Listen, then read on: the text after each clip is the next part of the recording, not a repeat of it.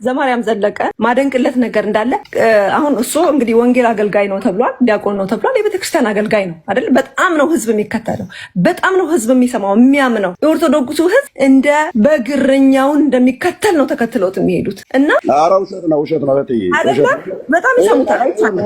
ይቅርታ አድርግልኝ ሰው ይሄ ማካበድ ይባላል። አሁን እኛ ለቀለሚያው እንዲህ ቤት ያደረግነው አሁን ምን ይሄን አክል ጠቃሚ ሆኖ ነው? ምን ይስጠቅማል? በነገረ ክርስቶስ ሳንግባባ ነገረ መስቀሉ ላይ መዋየት ምን የሚሉት ግን ምን ይደረግ? 2-3 ወንድሞቻችንን በቃ ተውት ዲቤት ይቅርና ምስንል የኛ ኦርቶዶክስ ራሱ አንዳንዱ ምን ነው ግን እንደው በቃ እንደው ምናምን ማለት ልክ ያፈርንበት ምናምን አስመስሎ ያቀርቡ። በዛው ግን የምታውቁት ነው ያጮሁታል። እነሱ ልብ ካለ ግባ በለው ምናምን ይላል እና እንደዚህ የሚያደርገው የኛ ምመን በማንቋሸሽ ሰውን እንትን በመግፋት ሳይሆን እንደ ዘማርያም በትህትና አሁን ላንተ ቤተኩላዊ አካሄድ በለው ምንም በለው በትክክለኛው ግን አሁን ትክክል ነው። እሱ ላመነበት መንገድ ሰውን በትህትና በጸባይ በመመካከር በፍቅር ነው የምታሸንፈው። እኛም እንደሱ ነው የምናምነው። እኔም አሁን እኔ ላሸንፍ እሱ ላሸንፍ፣ እኔም ደግሞ እሱን በፍቅር ነው መያዝ ያለብኝ። እኔም በትህትና ነው በማክበር ነው። እኔ የገባኝ እውነት እንዲገባው ከፈለኩ በአክብሮት ነው እንጂ አንተ ተኩላ አንተ ምናምን ካልኩት ይሸሸኛል፣ ይፈራኛል፣ ይደነግጣል። ደንግጦ ነው የሚጠፋው። ስለዚህ አሁን እውነትን የያዘ ማሸነፉ ስለማይቀር መከባበሩ ነው የሚጠቅመው። ከማንቋሸሹ ይልቅ ትህትናው ነው ትክክለኛ መንገድ። ዝቅ ማለቱና በፍቅር ለመማረክ መሞከሩን አፕሪሺየት አድርግለታለሁ ነው። አሁን ይሳካለት አይሳካለት ሌላ ጥያቄ ሆኖ ግን እሱ የሄደው መንገድ ትክክለኛ መንገድ ነው። ሌሎችም ኦርቶዶክሳውያን ሊከተሉት የሚገባ እንደውም እኔ እውነቴን ነው የምነግርህ፣ እናንተ ይሄንን ነገሩን አፕሪሺየት ብታደርጉለት ደስ ይለኛል። ኧረ እኛ አናረግም። እኛ የግብዞች የፈሪሳውያንን ትህትና ነው አፕሪሺየት አደረግን። እሺ ቆይ ይቅርታ አድርግልኝ የግብዞችን እና የፈሪሳውያንን ትህትና ከሱ የበለጠ ትህትና ያላቸው እናቴ ከሰማይ የወረዱ የሚመስሉ የነበሩ በጌታም ዘመን የነበሩ ቀሚሳቸውን የለበሱ ቆዳቸውን አለሳልሰው ንግግራቸውን አለሳልሰው እንዳልኩሽ እንደ ኤደን ገነቱ እባብ ማለት ነው።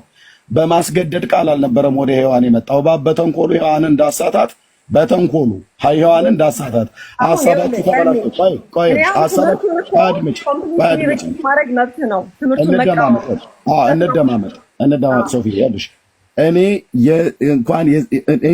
የዘማርያም ዘለቀን ትህትና ግብዝነት የሞላበት የፈሪሳዊ ትህትና የአንድ ፓስተር ትህትናን አላደንቅም። ትህትናውን ማደንቅለት ጌታ ኢየሱስ አለ። እኔ በልቤ ትሁት ነኝ ብሎ ያለው የጌታዬን ትህትናና የጌታዬን ዝቅ ማለት እሱን ማደንቀው ሁዝ ዘማርያም ዘለቀ ሁዝ ፓስተር እንትና ትህትናውን ማደንቅለት ፍቅሩን ማደንቅለት ከሰማያት ሰማያት የመጣ ለሰው ልጆች ሊተረክ የሚገባው ሊወራ የሚገባው እውነተኛ ትህትና ያለው እውነተኛው መምህር ጌታ ኢየሱስ ክርስቶስ ስለሱ የምናገር ስለሱ የምመሰክር ስለሱ የበጎነት እንዳወራ የተጠራው። ስለዚህ የእንትናን ትህትና ብዬ አሁን አንቺ የወንጌል አማኝ ሆነሽ ለማይመለከትሽ ሰው አንቺ እንደፈለገሽ በቅነት ሊሆን ይችላል። እኔ ግን ከበስተጀርባው ከዚህ ትህትና ብለሽ ከምትዩ ከፈሪሳውያን ከግብዝነት ትህትና ጀርባ የእባቡ ሴራ ነው የሚታየኝ። ወጥመድ ውስጥ ከቶሻል ማለት ነው። እናስ በኋላ ቶኛል ሻቶኝም እኔ ባንቺ በራስሽ ነው የምትሆው። እኔ እንደዛ ብዬ አይደለም። በጌታ ያለሽን እምነት አውቃለሁ። ግን እውነቱን ስነግርሽ የዘማርያምን ትህትና አድንቁ ብለሽ ብትይ አላደንቅም። የፓስተሩን ትህትና አድንቅ ብለሽ አላደንቅም። የማደንቀው ትህትና የውዴ የኢየሱስ ክርስቶስ ብቻና ብቻ ነው። እሱ ትህትና ይገዛኛል። የእሱን ትህትና በትክክል ፈሪሳዊነት ሳይጨምርበት ግብዝነት ሳይጨምርበት የሚያሳየኝ ፓስተር ካለ ልክ ጳውሎስ የክርስቶስን ሕይወት መስሎ እኔ ኢየሱስ እንደመሰልኩ እናንተ ምሰሉ ብሎ እንደሚል እንዳለም እንደዛ መስሎ ያሳየኝ ፓስተር ካለ እሰየው። አላደንቅም። በቃ የጌታ መልክ በአንተ ላይ ታይቷል፣ ስለአንተ እግዚአብሔር እባርካለሁ ብዬ እለዋለሁ እንጂ ተለሳልሶ አንዲት ዘማሪ እህቴን ቀርቦ ሰርግ ስለጠራት እንደው ትሁት ነው ይሄ ልጅ ብዬ ለዘማርያም ዘለቀ ነጠላይን አደግድጌ ከበሮ ምቱለት እልል በሉለት አፏጩለት ብዬ ለሱ ለመሰክር አልተጠራውም። ለኢየሱስ ለመሰክር የጠራው ትህትናው የኢየሱስ ትህትና ነው የሚመሰክር። እዚህ ጋር እያወራን ያለ ነው ርዕሱ ብዙ ነገሮችን አይ ቲንክ የኔ የእይታም እንግዲህ ስህተት ሊሆን ይችላል፣ የእይታም ችግር ሊኖርብኝ ይችላል። እኔ የማይበት የራሴ መንገድ አንዳንዴ ጥሩ ነገር ነው ብዬ ማስበው ችግር ሊፈጥርም ይችላል፣ አላውቅም። ግን ደግሞ በጥሩ መንገድ ማያቸው ነገሮች ደግሞ አሉ። አሁን ለምሳሌ እንደ አንድ አገልጋይ የኦርቶዶክስ ቤተ እምነትን ሪስፔክት አድርገህ በልዩ ፍቅር በልዩ አክብሮት ከነሱን አፕሮች ማድረግ ዘማርያም ዘለቀን ማደንቅለት ነገር እንዳለ በጣም ደግሞ ማዝናው ነገርም አለ። እሱን ልንገርህ ከፈለግ ማዝናው ሚዲያ ላይ ስለ ወንጌል አሁን እሱ እንግዲህ ወንጌል አገልጋይ ነው ተብሏል፣ ዲያቆን ነው ተብሏል። የቤተክርስቲያን አገልጋይ ነው አይደል? በጣም ነው ህዝብ የሚከተለው፣ በጣም ነው ህዝብ የሚሰማው የሚያምነው።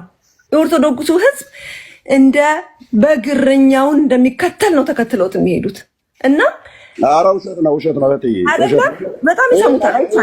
ይቅርታ አድርግልኝ ሰው፣ ይሄ ማካበድ ይባላል። ምህረት አብን የሚሰማው ምህረት አብ የሚሰማው ያህል ዘማርያም ወይ ሶፊ ሲሚ አጨርሰኝ። አስጨርስሻለሁ። እሱን ይኸውልሽ እህቴ፣ ህዝብ የሚከተለው ብለሽ የምትይው ፌስቡክ ላይ ማነው ዩቲዩብ ላይ ማነው ፌስቡክ ላይ ሲገባ ቲክቶክ ላይ ሲገባ እኛን የሚያየን ህዝብ ቁጥር ነው እሱን የሚያዩ። ከዛ ይልቅ በህዝብ ቁጥር ብለሽ ካልሽ ዘበነ በብዙ ሚሊዮን ይሰማል። ምህረት አብ በብዙ ሚሊዮን ይሰማል። የኦርቶዶክስ አገልጋዮች ናቸው። እነሱ እንኳን እንደዚህ አልተሞገሰላቸውም እንዴ። እኔን እያደናነቅሽ ተናገሪ ብሎ የላከሽ የሚያስል አንቺ እንደዚህ አይነት ነገር አትናገሪ። አንድ ተራ ዲያቆን ነው በኦርቶዶክስ ተዋሕዶ ቤተክርስቲያን ውስጥ። ስንት ሊቃውንት አሉ ሶፊ? ስንት ሊቃውንት አሉ? አውቃለሁ እና አባ ገብረ ኪዳን ስንት አሉ? ብዙ እንዳስጨርሰኝ ቆይ አንዴ። አሁን እኔ ስንት አገልጋዮች አሉ? ቆይ አንዴ ወንድምነት እኔ አሁን ዘማርያም ኢሹ መሆን አለበት ብዬ አላምንም። እንደ ወንድም ሶፊዬ ነገርንሽ። እኔ ግን ከዚህ በላይ ስለሱ ማውራት ያለብን አይመስለኝም። ሶፊዬ ከሱ ይልቅ ሶፊ እሺ ትጨርሻለሽ። ከሱ ይልቅ አሁን እውነቱን ተናግሬ ልጨርስ ልዝጋ። እነሱ አይመጡንም። እኛ በቃ ዋናው ትኩረታችን የቤተክርስቲያን ትምህርት በደንብ አውቀን ኖረ ነው እውቀቶች ያለው ኖረ ነው ስጋው ደሙን እየተቀበልን በሱታፌ አምላክ በመንፈሳዊ ህይወት እያደግን እንምጣ። እውቀትን ከህይወት ጋር እያስተባበሩ ይህ በጣም ጥሩ ህይወት ነው መሆን ያለበት። እንዲህ ቢሆን ጥሩ ነበር። ግን እንዲህ ስትል ደግሞ ብዙዎቹ ደግሞ የኛ ምዕመናን ደግሞ ስላልተበሰለ ምናምን ነገር ምናምን ነገር አሁን በእርግጥ ዲቤት ቢሆን ምናምን ነገር በቃ 2000 ሰው ምናምን ቁጭ ልጅ ታያለ። አሁን ማርያም ታማለች አታማልድም ከሆነ ፕሮቴስታንት ጋር አሁን ቢሆን ኮሜንታተሮችም ሌላ ናቸው። የኛ ምንም በጣም የሚገርመው ነገር እሷ ለምን ማዝነው ደግሞ በዚህ ብቻ አይደለም። በነገራችን ላይ እንደው አንድ ነገር ልጨምርላችሁ። የማዝነው ምንድን ነው? አንዳንዱ እንደውም ብሎ እንደሚነግር ታውቃላችሁ። እኔ በቃ መምህር ማለት እከሌ ነው። የመናፍቃን ጥያቄ ሲመለስ እኮ አይቶ መምህር ማለት እከሌ ነው። በቃ በስማ ቴት አድርጎ መሰለኝ መለሰው። የመናፍቃን ምላሽ እኮ እናንተም በዛ መዘን ጀመራችሁ ብዙ ሰው ማለት ነው። እና ግን ወደዚህ እውቀት ግን እናሳድገው። አሁን ወዳለን የራሳችን ወደ ማወቅ እያሳደግነው እንምጣ። ግን ይህንን መመለስ ምክንያቱም ዛሬም ጥያቄ ነው። የድንግል ማርያም ምልጃ ዛሬም ጥያቄ ነው። የቅዱሳን አማኑኤል በአጸደ ሥጋ በአጸደ ነፍስ ዛሬም ጥያቄ ነው። ዛሬም ስለ ታቦት ጥያቄ ነው። ዛሬም ስለ ድንግል ማርያም ምልጃ ጥያቄ ነው። ዛሬም ልጆች አሉት ቢሉ ዛሬም ጥያቄ ነው። እዚህ ያለን እኮ እኛ ኦርቶዶክሳውያን እኮ ብንመስልና ብናውቅ እኮ ይህንን ጥያቄ እኮ አናነሳውም ነበር። ሁሌ ይጠይቃል። ዛሬም ሮሜ 8:34 ይጠይቃል። ዛሬም ጥያቄ ነው። ስንት የተመለሰ ሮሜ 8:34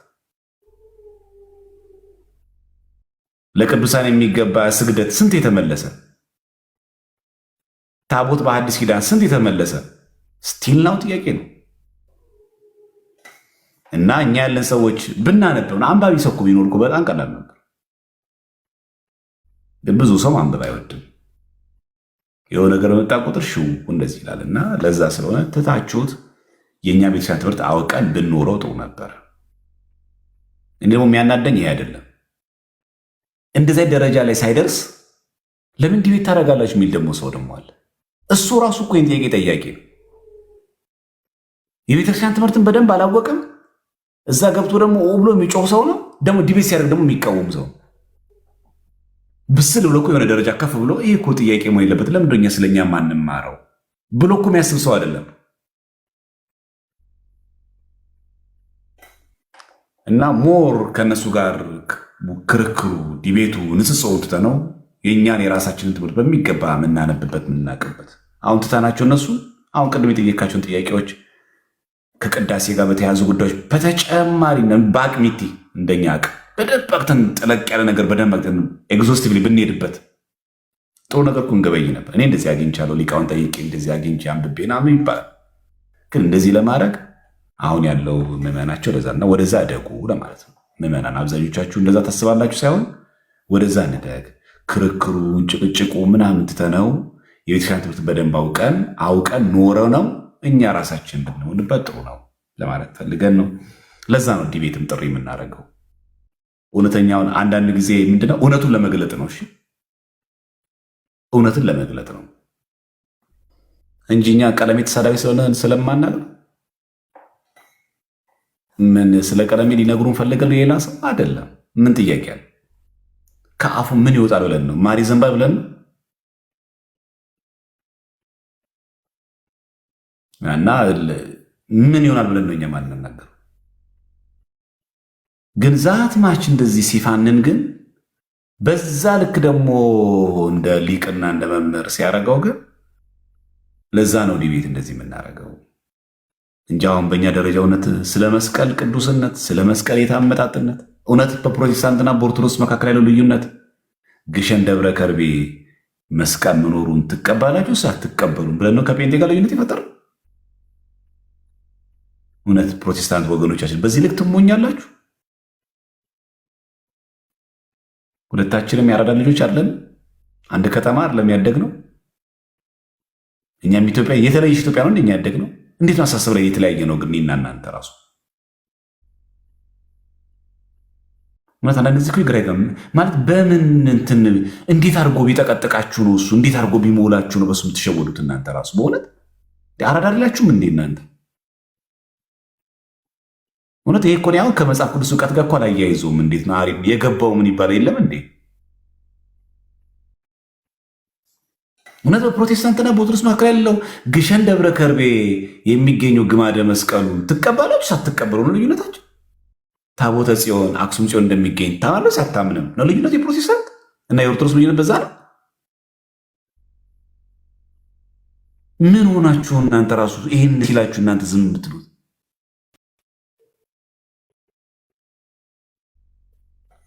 እንዴት ዝም ትሉት? እንዴት እናንተ አትቃወሙትም? ራሱ ይሄ ታሪክ ያመጣጥ ነው ያጋጨ እንጂ አምስቱን ሶላ ስለማትቀበሉ ነው። ግሸን ደብረ ከርቤ ግማደ መስቀሉ ኖረ ተረጋገጠ። ከዚህ በኋላ አምስቱ ሶላ ገደል ገባ። ምን ሆናችኋል እናንተ ሰዎች? እና በእኛ ወገን ብቻ ሰው በዛ ወገን ያላችሁ ሰዎች እንደው አንዳንድ ጊዜ ለምትሸወዳላችሁ እናንተስ ከዚህ አይነት ነቀፌታ ጥላቻ ውጣ። አንተ በእኛ ጊፍት የቤት ኪራይ አትክፈል፣ አትነግድብን። በቃ እኛ ልዩነታችን ከኦርቶዶክስ ጋር ነገረ ክርስቶስ ኢየሱስ ክርስቶስ ላይ ነው በሉት። በዚህ ጉዳይ ላይ ተወያይና ርታልን በሉት። ልክ እኮ አሁን እኮ እያቀረባቸው ፕሮቴስታንቶች እኮ በመጽሐፍ ቅዱስ ተግባብተን ገድልና ድርሳን የለያየን ለምን ታስመስሉታላችሁ?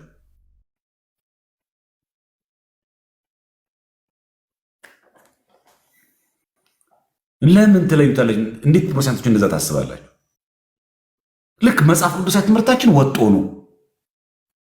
ከዛ ገድልና ድርሳን ግን የለየን አስመስላችሁ ለምን ታደርጉታላችሁ?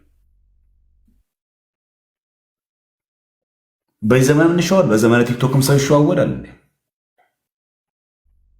ስለዚህ ይሄ በየቦታው እየሄደ እንደ እኔ ፊት ማንም አይቆምም፣ እኔ ፊት ሊቆም የሚችል የለም ምናምን ብሎ የሚውረገረገውን ሰውዬ እኛ ደግሞ በእውነት የቤተክርስቲያን ትምህርት ለማሳየት ስለፈለግን እንጂ እሱን ጋር መነጋገሩ ናፍቆን ከእሱ ጋር መጨቃጨቁ ጥቅም ኖሮት አይደለም። እንደውም ርዕስም ጨመርኩለት። በቃ ቅዱሳት ስዕላትም ላይ ቢሆን አንሶት ከሆነ ማለት ነው ቅዱሳት ስዕላትም ላይ ቢሆን ጨምሮም ደግሞ ወየት ይችላል። ግን ይሄ ሞር ከእኛ ጋር የሚገናኝ አይደለም። እኛ ግን መምጣት ያለብን አሁን ወንድማችን ያነሳው አይነት ወደዚህ ደረጃ እናሳድገው። የራሳችን መጽሐፍት ትርጓሜቶቻችን አንድምታዎቻችንን በደንብ አድርጎ እያዩ እያሰፉ በጥበብ ላይ ጥበብ በሞገስ ላይ ሞገስ እየጨመርን በእውቀት ላይ እውቀት እየጨመርን ህይወታችንም ክርስቶስን በመምሰል ህይወት እየኖረ ማሳደግ አለብን እና በዚህ መንገድ ብናደርገው ጥሩ ነው ለማለት ያክል ነው። ወደዛ ያነሳ ነው። ቆንጆ ነው የወንድማችን ሐሳብ። ሁላችንም ብንጋራ ወደዚህ ነገር ሽፍት ብናደርግ ጥሩ ነው። ደግሞ መምጣቱ አይቀርም። የሆነ ነገር እኮ ይሰለችናል። የሆነ ጊዜ ስለችነው በቃ ተዋቸው ባካችሁ። እነሱ ዝም ብለው ነው። ግን አንድ ጊዜ ነው ጉራችሁ ደግሞ መከራል። በጣም ጉራችሁ መከራ በጣም ደግሞ በጣም አደገኛ ነው። ጉራችሁ በጣም የሌለ ነው። በቃ ሲፋኑ ስታዩ ሲዘንጡ ስታዩ ይሄ ነው በቃ እዚች ጋር በቃ የሆነ ነገር እስከዚህ ነገር ጥግብ ብሎ ሞልቶ እንደው በቃ እሱ የሚገዳደር የሌለ አስመስለው የሚያቀርቡት ከየት እንደሚያወጡት ይሄን ኮንፊደንስ ነው ይገርመኛል። ለካ ምንፍቅና መጥፎ ነው እናንተ ያስታበያል። ምንፍቅና መጥፎ ነው ያስታበያል። እግዚአብሔር አምላክ ከትዕቢት ይጠብቀን። በእውነት እግዚአብሔር ያክብርልን ወንድማችን። እግዚአብሔር ያክብርልን። ሰላም ደሩ። አሜን። እሺ ወገኖቻችን አይበቃችሁ?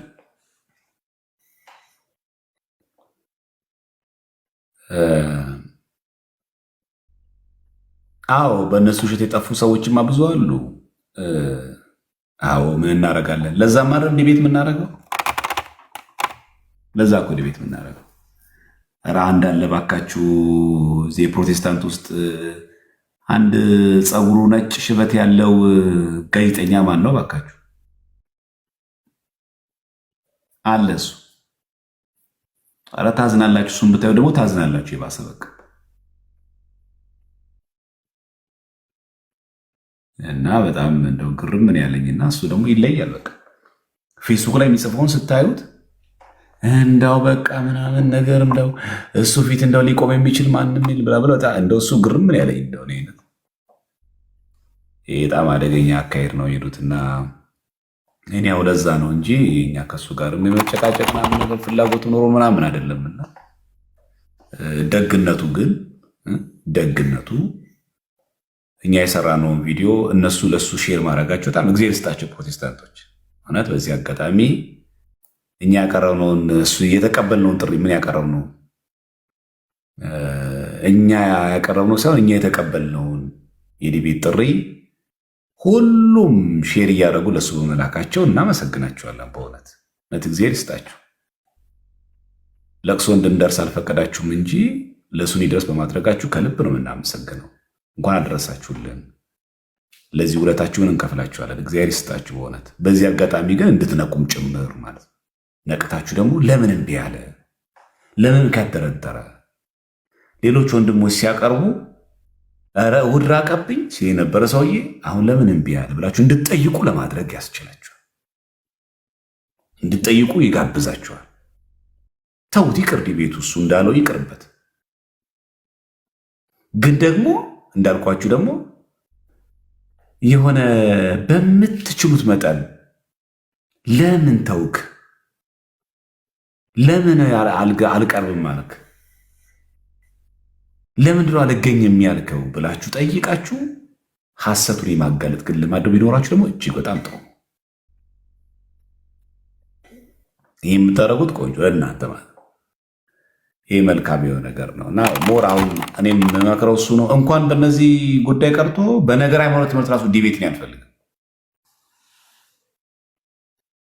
ታውቃላችሁ ብዙ ሰዎቻችሁ እኔ ጭቅጭቅ እንደዚህ አልፈልግም። እንደዚህ ንትርኩ ምናምን ነገር ይሄ ምናምን አልፈልጌው አይደለም። ግን በጣም ፌስቡክ ላይ ሲደጋገም ቲክቶክ ላይ በተደጋጋሚ ጊዜ ሳየው አንዳንደኛ ልጆችን በዛ ልክ ሲያወሩ ለምንድን ነው ይህን ሰውዬ እስቲ ለምን አያዩትም? በደንብ እንደዚህ እየጎረረ እየፈነነ ያለው ለምን አያዩትም በሚል ነው እንጂ ጥሪ ያቀረብኩት እኔ ፈልጌው አይደለም ሲጀመር ቤቱ እና ትላንትና ደግሞ የጨመርኩት ለምንድን ነው ምናልባት ርዕሱን አጥቤበት ይሆን ጠበበብኝ ብሎ ከሆነ በደንብ ሰፋ አድርጎ እንዲያወራው ቅዱሳት ስዕላትንም ጨምርበት ያልኩት ለዛ ነው። ጨምረህም ቢሆን ና ያልኩት ለዛ ነው እና በደንብ አድርጎ ለማየት እንዲያመች ያደርጋል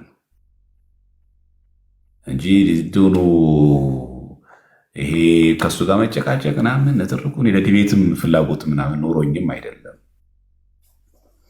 የኔ ፍላጎት እዚህ ያላቸው ኦርቶዶክሳውያን ወንድሞች እህቶች ማጽናት፣ የጠፋውን ፕሮቴስታንት መመለስ።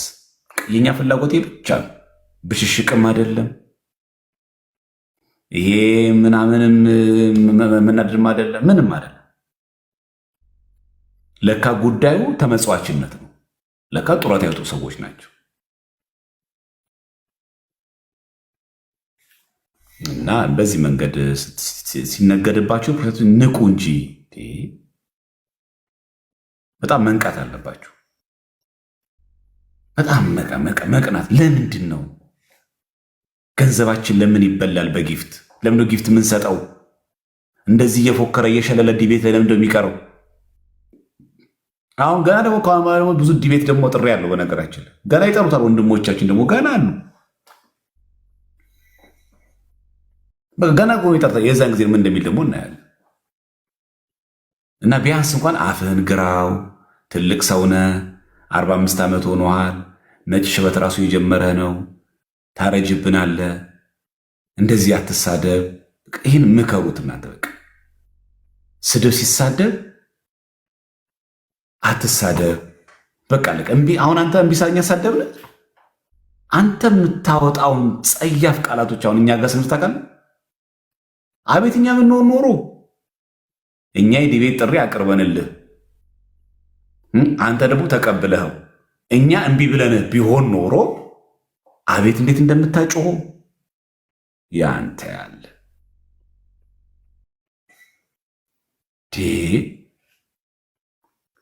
ተሳዳቢውን ታስንቀው የለ እንዴ?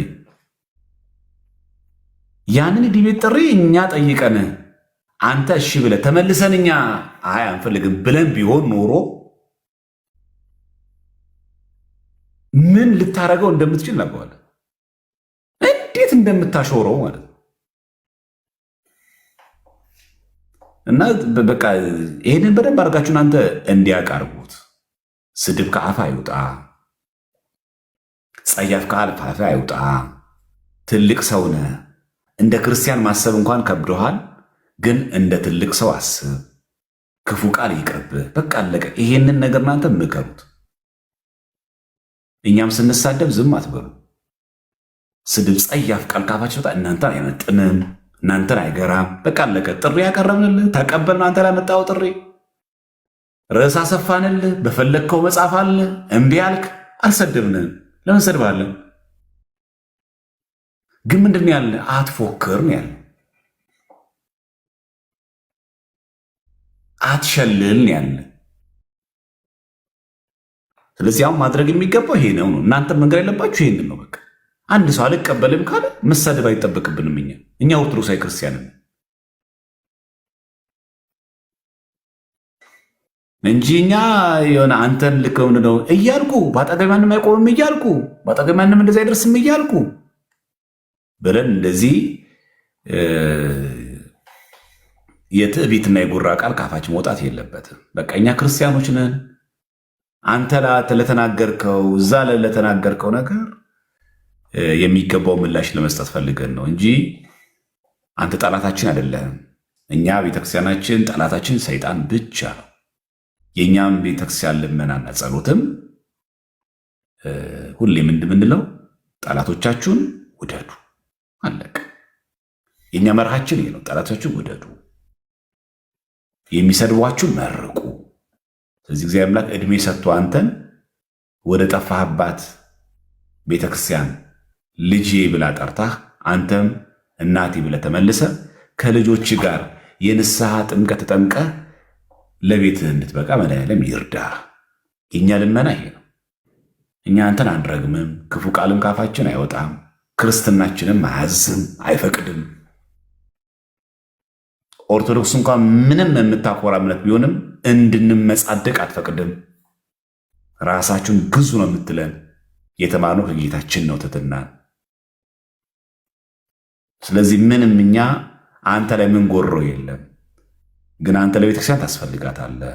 ልቦና ሰጥቶ እውነተኛ ሆነ ልክ እንደ ተመስገን ጌታ እንደመጣው እንደነ ቢንያም እንደመጡት እንደ ደሜ እንደመጣው መተህ የቤተ ክርስቲያን ልጅ እንድትሆኑ ናፍቆታችን እንጂ አንተን አደባባይ ላይ ማስጣት አይደለም፣ አንተን ማበሻቀጥ አይደለም፣ የት አባቱ እንድንል አይደለም።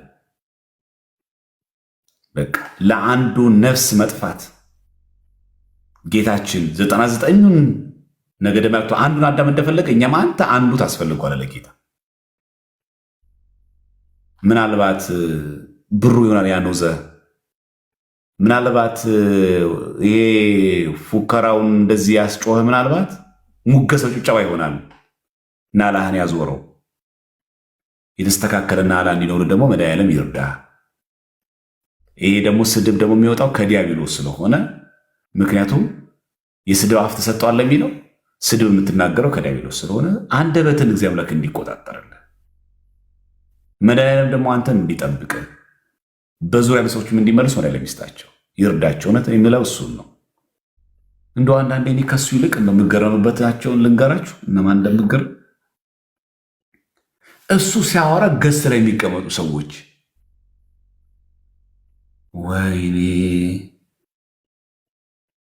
እኔ ግን ሰው ግን እንዴት ነው ግን እናላችሁ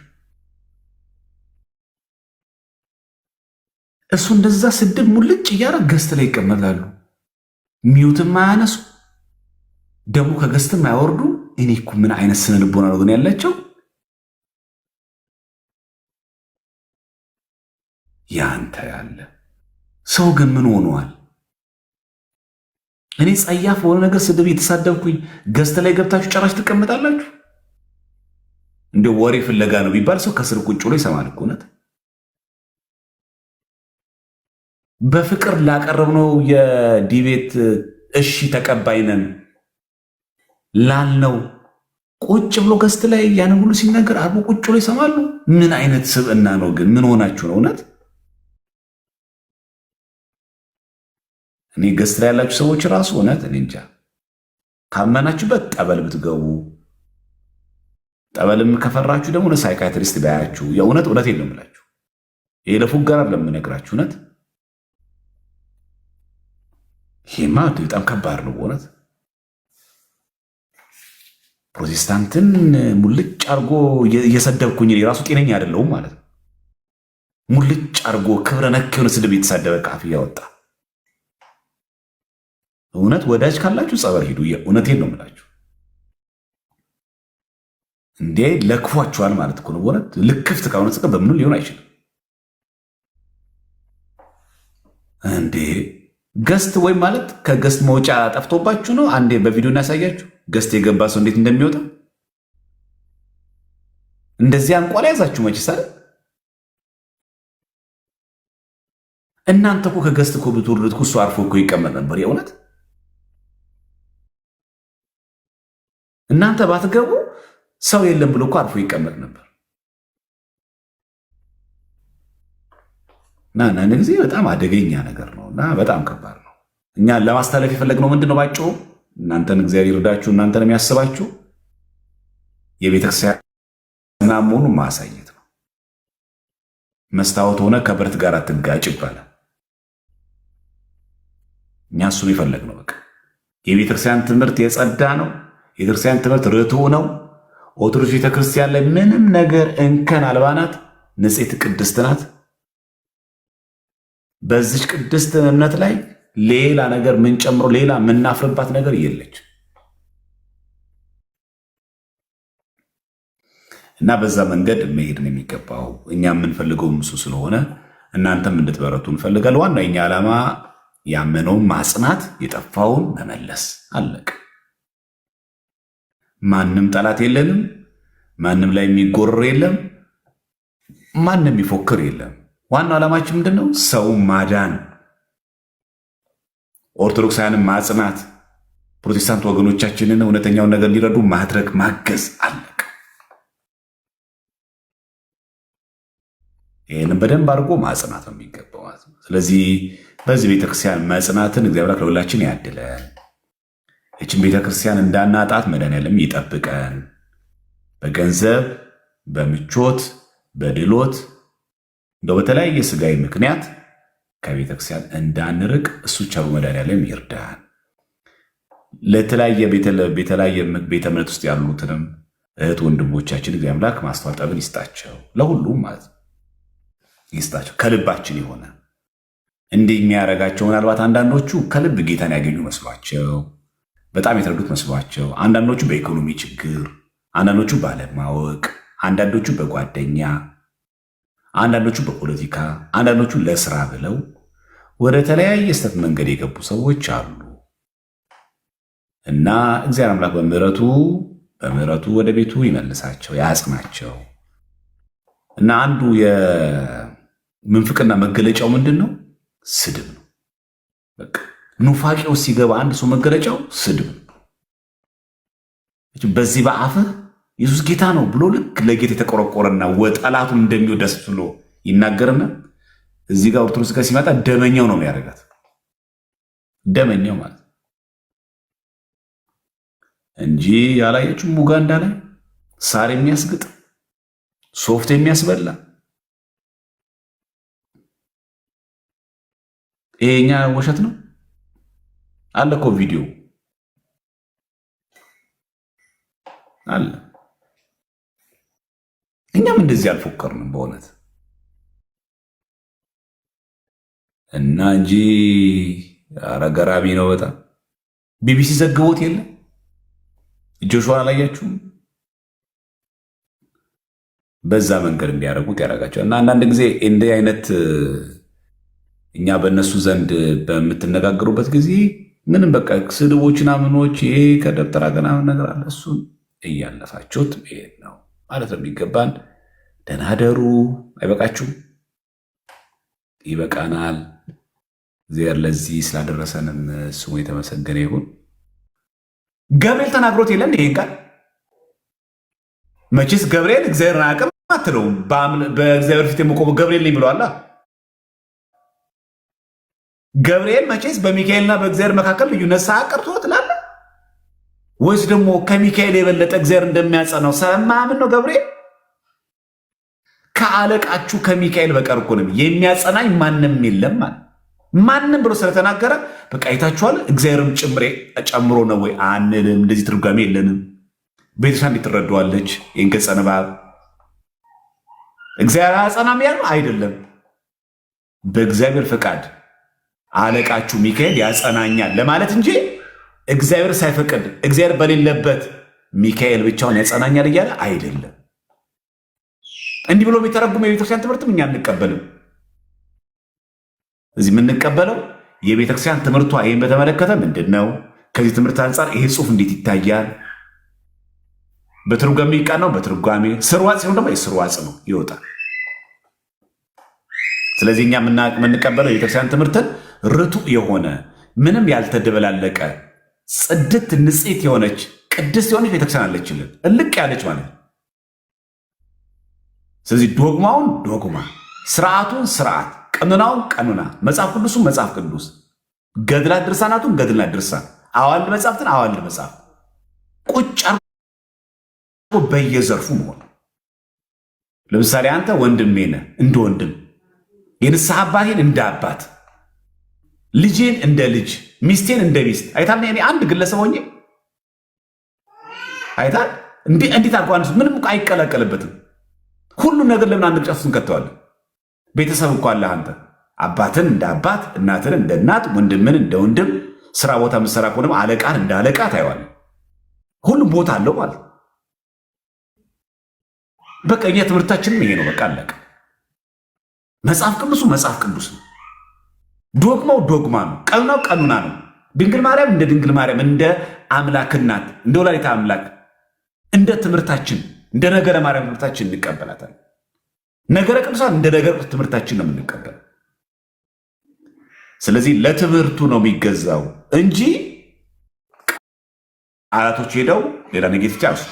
ለዛ ነው ፕሮቴስታንቶች እችን መሰረታዊ ጉዳይ ባለማወቃቸው ምክንያት ገድለ ተክለ ሃይማኖት ላይ ደብረ ሊባኖስ የረገጠ መካኑን የረገጠ እምርለታለሁ ብለዋል፣ እንደዚህ ብሏል። እናንተ እንደዚህ ነው የምታስቡት ሰዎች ይህን ስለማያውቁ እዚህ ቦታ የረገጠውን እምርልሃለሁ ማለት አይ ንስሐ ባይገባም ስጋው ደግሞ ባይቀበልም ደብረ ሊባኖስ በመንፈሳዊ ጉዞ መጥቷልና በቃ ብድግ አድርጌ እንደዚህ አድርጌ ወርውሬ ገነት አስገባዋለሁ ማለት አይደለም። ትምህርታችን እንደዛ አይደለማ። ስለዚህ ይሄኛው ቃል ኪዳን ለምኑ ይገዛል? ለትምህርቱ። ትምህርቱ ምን ይላል? ስጋዬን የበላ ደሜን ይጠጣ የዘላለም ሕይወት አለው። ስለዚህ ምን ማለት ነው?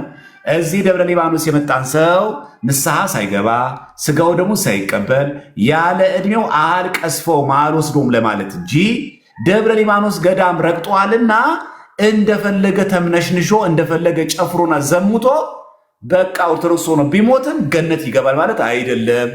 ገድሉም አይልም፣ ትምህርታችንም አይልም። ተጽፏል እኮ ይላል ሰው ተጽፏል። ምን ማለት ቤተክርስቲያን ግን የምትረዳው አይደለም። እዚህ የትኛው የቤተክርስቲያን ትምህርትን የምንቀበለው የትኛውንም የቤተክርስቲያን መምህርን የምንቀበለው በዚህ መሰረት ነው። ቤተክርስቲያን የምትለውን የሚል ቃላት እየለቀምን ያመጣልን ሳይሆን ያንን ቃል ቤተክርስቲያን እንዴት ትረዳዋለች፣ እንዴት ትሰብከዋለች፣ ምን ትለዋለች። ቀይሮ ትምህርታችን የኛ ምን ብላ ትሰብካለች? ሮሜ 8:34 ትዘለዋለች? አትዘለውም። ታነበዋለች። ምን ብላ ግን ትተረጉመዋለች? አለቀ። ምን አይነት ዲፊኒሽን ያላት ቤተክርስቲያን እንዲህ የሚለው የቤተክርስቲያንን ትርጓሜ ደግሞ የሚነግረን ከሆነ ይህን መምህር እስከዚህ ድረስ እንቀበለዋል። ቅድም እንዳልኩ አንተ እግዚአብሔር ወልድ ነው ብላ ቤተክርስቲያን ታስተምራል። አዎ ትክክል። ለምሳሌ መልአክ ባለበት እግዚአብሔር አለ፣ እግዚአብሔር ባለበት መልአክ ስላለ። ለምሳሌ ዮሴፍ ማን ነው? ሙሴ በቁጥቋጦ ውስጥ ማን ታየው ነው የሚለው መጀመሪያ ላይ የእግዚአብሔር መልአክ። ከዛ ምን አለው? ምንድን ነው ብሎ ተገርሞ ወደ ቁጥቋጦ ጠጋ ሲል ሙሴ ሙሴ የቆምክባት ስፍራ የተቀደሰች ናትና ጫማህን ከእግር አውልቅ። ማነህ ብሎ ጠየቀው። እግዚአብሔር መሆኑን ነገረው። ግን መጀመሪያ ምን እንደሚለው የእግዚአብሔር መልአክ ነው የሚለው። ስለዚህ ቤተክርስቲያን ይህን እንዴት ተረጉመዋለች? መልአክ ባለበት እግዚአብሔር አለ፣ እግዚአብሔር ባለበት መልአክ አለ። ስለዚህ ለሶምሶም እናትና አባት የተገለጠ እግዚአብሔር ወልድ ተብሎ የሚተረጉምበት አንቀጽ አለ። አዎ ሊቀ መልአኩ ቅዱስ ሚካኤል ተብሎ ደግሞ ይተረጉማል። ለምሳሌ ዮሐንስ አፈወርቅ ይህን ሲተረጉም ለሶምሶም እናትና አባት ለማኑሄ እና ለሚስቱ የተገለጠው መልአክ ቅዱስ ሚካኤል ነው ይላል። ወልድ ነው ተብሎም ይተረጉማል። ሁለቱም ነው የምንቀበለው። እኛ ጋር ግጭት የለብንም እና በእኛ ቤተክርስቲያን ትምህርት አንድምታ ተርጓሚዎችም ስንቀበል ቆርጦ ቀጥልም አይደለንም። ይሄ ይመቸኛል ይሄ አይመቸኝ የሚባል ትምህርት የለንም። እኛ የምንቀበለው እንዳለ ትምህርቱን በምልአት ሳንሸራረፍ እንቀበላለን። አንድም የእግዚአብሔር መልአክ ነው፣ አንድም ወልድ ደግሞ በመልአኩ ተገልጧል። ምንም ግጭት የለብንም። ምክንያቱም ወልድ ፈጣሪያችን ነዋ፣ የመላእክት ሁሉ ፈጣሪ ነዋ። በዛ ዘመን እንዴት ነበር አይባልማ። ስጋ ለብሶ ለማኑ የተገለጠ አይልም። ስጋ የለበሰው ስጋ ማርያም በአዲስ ስለሆነ ስለዚህ ልቅም ያለ ትምህርት ሲሆን ልቅም ያለ ትምህርት ነው። ስለዚህ ቤተክርስቲያናችን አንድምታ አይታችሁ ከሆነ ቅዱሳት መጽሐፍት ይባላሉ። እነዚህ ርኩሳት ሲሆን ደግሞ ርኩሳን መጽሐፍት። ለምሳሌ መጽሐፍተ ጥንቆላ ርኩስ መጽሐፍ። ለምሳሌ አውደ ነገሥት የጥንቆላ መጽሐፍ ነው፣ የቤተክርስቲያናችን መጽሐፍ አይደለም። ከጊዜ በኋላ ያወገዝ ነው አይደለም። ከጊዜ በኋላ የተወገደ መጽሐፍ አይደለም። ሲጀመር አውደ ነገሥት የቤተክርስቲያን መጽሐፍ ሆኖም ማያውቅም ከመነሻው። ፍትሐ ነገሥት አላልኳችሁ፣ ክብረ ነገሥት አይደለም እያልኳችሁ ያለሁት። አስተካክላችሁ ስሙ። አውደ ነገሥት የጥንቆላ መጽሐፍ ነው፣ የቤተክርስቲያን መጽሐፍ ሆኖም ማያውቅም። ወይ የጥንቆላ መጽሐፍ ነው እንዴ እኔ እኮ አላወቅኩም ነበረ ብላ አላወገዘች ቤተክርስቲያን። መጀመሪያም አይደለም ሆኖም ማያውቅም እንጂ ቤተክርስቲያን ተሳስታ ጨምረው ወይኔ እኔ እኮ አላወቅኩም ነበር ምትል አይደለችም የኛ ቤተክርስቲያን። ይህ መጽሐፍ ምንድን ነው? የስርዓት ነው? የህግ ነው ምትልና የቀኖና ምንጭ ነው? ምንድን ነው? መጽሐፍ ማን የጻፈው? ለዛ እኮ ነው የትኛውም ቤተክርስቲያን መጽሐፍ አንድምታ ጭምር ስትመለከቱ ይህንን መጽሐፍ ማን ጻፈው ምንጩ ይጠይቃላ። ከየት መጣ ይህ መጽሐፍ የሚለው ነገር ይጠየቃል። እዚህ የቤተክርስቲያን አባቶች የምንቀበለው የቤተክርስቲያንን ትምህርት ላይ ያለ ትርጓሜ ላይ ያለና አንድ በጽሁፍ ብቻ ሳይሆን በትምህርትም ደረጃ ያንን ትርጓሜ ቤተክርስቲያን የምትለውን ደግሞ የሚቀበለን ከሆነ ያንን መምህር እንቀበላለን፣ ያንን ትምህርትም እንቀበላለን። ቤተክርስቲያን ከምትለው ውጭ ግን ወጥቶ አንድ ሰው የምትለውን ሁለት ነገር ቤተክርስቲያን ታስተምራለች፣ እኔ ግን የምቀበለው ይሄ ነው የሚለን ሰው ግን እኛ ያንተን ሀሳብ አንሰማም። የምንሰማት ቤተክርስቲያንን ነው፣ የምትለውን ድገምልን፣ ከኪስህ አትተርጉም ማለት አለብን። ይቅርታ ስላሰፋውብህ መሰረታዊ ጉዳይ ሲሆን ለሁሉም ላጽና ብዬ ነው። በዚህ ጉዳይ ላይ ለሁሉም እንደው ጠለቅ ያለ ነገር እንዲኖር ብዬ ነው። እሺ ዘማርያም እዚሁ አያይዘህ አመሰግናለሁ በጣም እዚሁ አያይዘህ ማለት አሁን ቀድም ወልድ እግዚአብሔር ነው የሚባለው ሀሳብ ላይ በኮንሰንሰስ ደረጃ አባቶቻችን እኔ እንኳን በማውቀው ጀስቲን ማርቲር፣ ኢራኖስ ኦፍ ሊዮን እና ሊቁ ኦግስቲን ለወልደ እግዚአብሔር ይሰጡታልና እና ከኮንቴክስቱም አንጻር ወልደ እግዚአብሔር የሚለው ትርጉም የሚያስኬድ ነውና ከዚህ ጋር አያይዘ ለመላእክት የሰጡ አባቶች አሉ። የቀደም ዮሐንስ አፈወርቅ ጠቅሰልኝ ነበርና እንትኑ ቦታውንም ቼክ እንዳረገውና ሌሎችም ካሉ እንድትነግረኝ ነበር። ለመላእክት የሰጡ ለወልደ እግዚአብሔር ያው ብዙዎቹ ስለሰጡ ማለት ነው። አዎ አለ። ኮሚኒቲዝ ስለማይለኝ እንጂ ዮሐንስ አፈወርቅ አለ። ሳስታውስ ወይም አስታውሰኝና በኢንቦክስ ልክልሃለሁ። አለ በኢንቦክስ ላይ አይ ቲንክ ዳንኤል ክብረትም የጻፈው ይመስለኛል። ዳንኤል ክብረትም ይህንን ነገር ጽፎታል። የሆነ ሐመር መጽሔት ላይ ይህንን ሜንሽን አድርጎ ጠቅሶት ነበረ። እኔ ውስጥ ያስታውሰኝና ልክልሃለሁ። እሺ ችግር የለም። እሺ ቴሌግራም ላይ ያወራለሁ። እሺ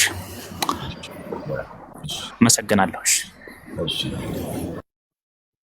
እሺ ኤርስ አሁን ያብራራ ነው ገብቷችኋል? ግን ግልጽ ነው ሐሳቡ አይደል? ስለዚህ እኛ የምንቀበለው የቤተክርስቲያን ትምህርት ቤተክርስቲያን መተርጉማን የሚሉትን መሆኑ እንዳትረሱ።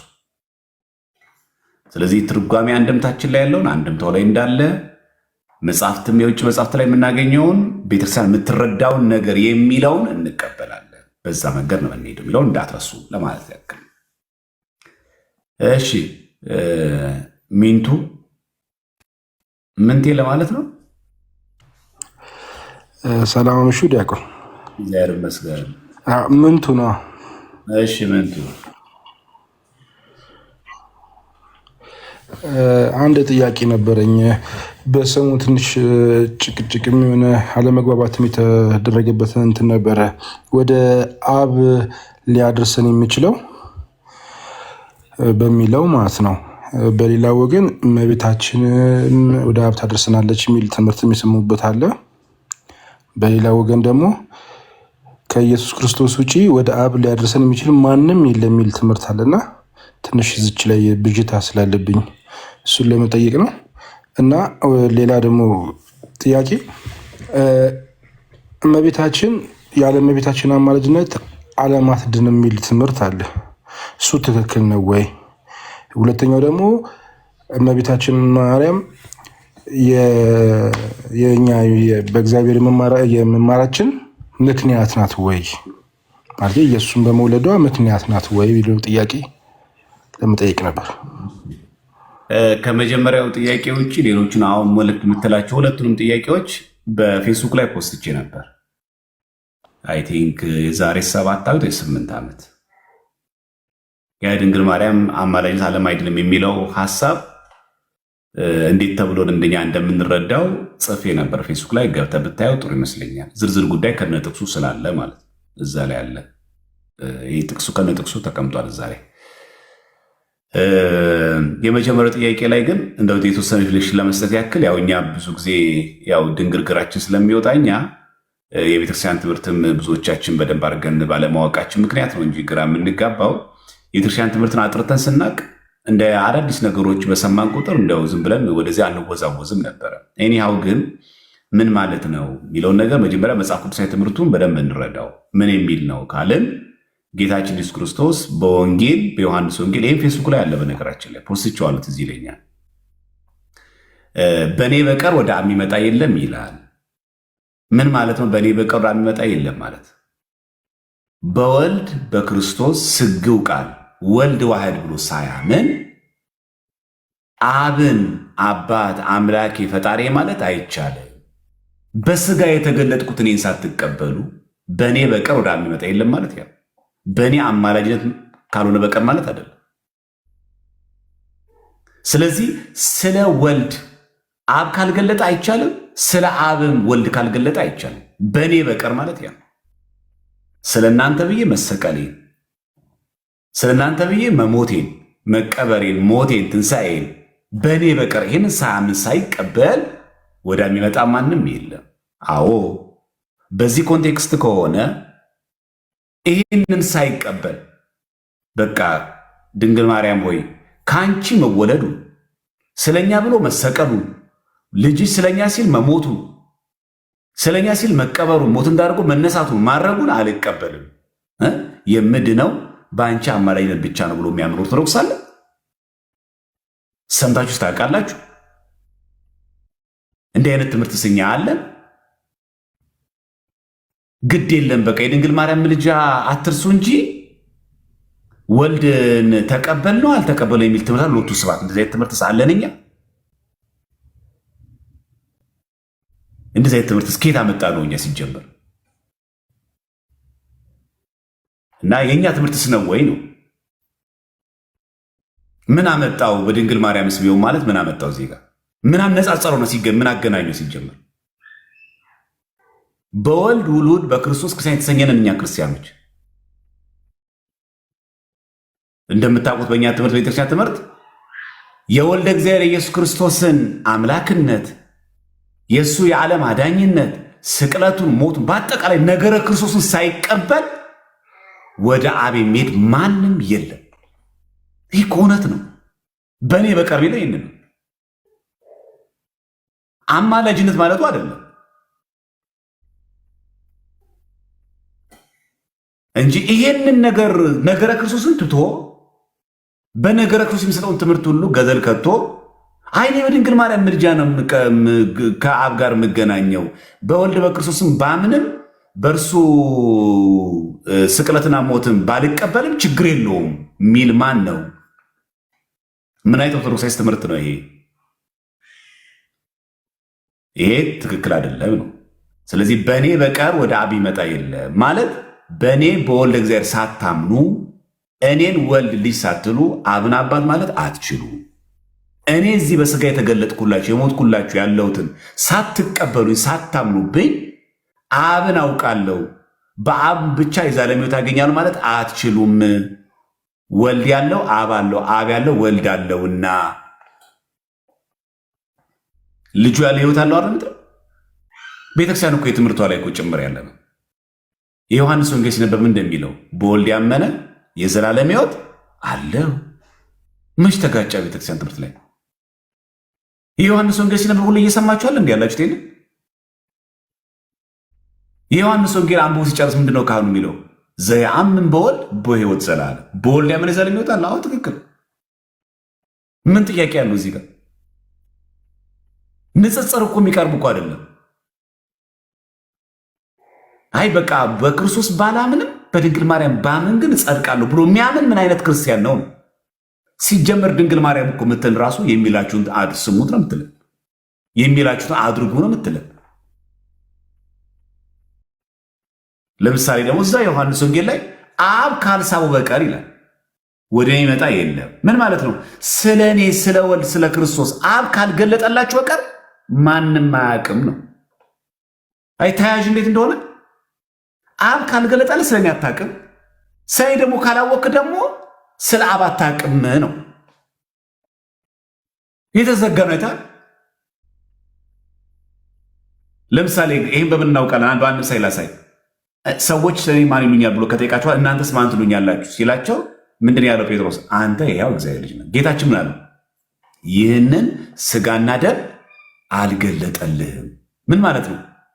ይሄ ዲግሪ ስላለ ማስተር ስላለ ጥሩ ስለምታነብ የምታውቀው የምትመሰክረው እውቀት አይደለም።